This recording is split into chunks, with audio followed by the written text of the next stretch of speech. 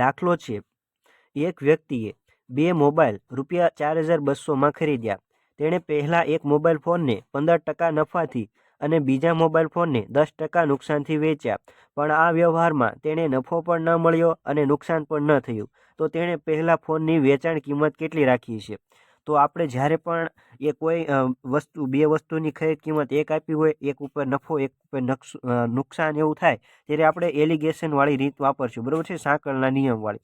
તો પહેલા ઉપર શું થાય છે? 15% નફો, તો અહીં લખશું 15%, પણ નફો છે એટલે પ્લસ.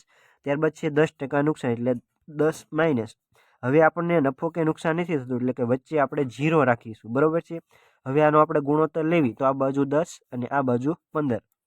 5 દુ 10, 5 તેરી 15, એટલે કે 2:3 નો ગુણોત્તર મળ્યો આપણને, 2:3. આ બે ભેગા થઈને કેટલા છે? 5. 5 બરાબર આપણને ખરીદ કિંમત કેટલી આપી છે? 4200. તો આપણે પહેલાની આપણે ખરીદ કિંમત મળશે 2 બરાબર કેટલા?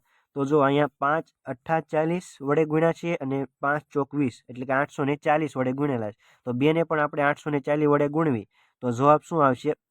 0. 4 દુ 8, 8 દુ ને 16.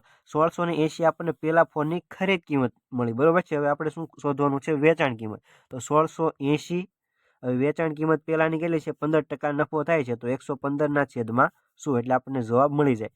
ત્યારબાદ છે 5 દુ 10, 5 દુ 10, 5 તેરી 15, 8 દુ 16 અને 4 દુ 8. 84 ગુણ્યા 23 કરો એટલે જવાબ આવે 1932. મને કેમ ખબર પડી? તો જો અહીંયા 3 છે એકમનાંકમાં અને અહીંયા છેલ્લે 4 છે, એટલે 4 તેરી 12 એકમનાંકમાં બી આવે, એવો ઓપ્શન નંબર બી એકમાં જ આપેલો છે જવાબ. એટલે આપણો રાઈટ આન્સર બનશે ઓપ્શન નંબર બી. છતાં તમે 84 ગુણ્યા 23 કરી શકો છો, બરોબર છે.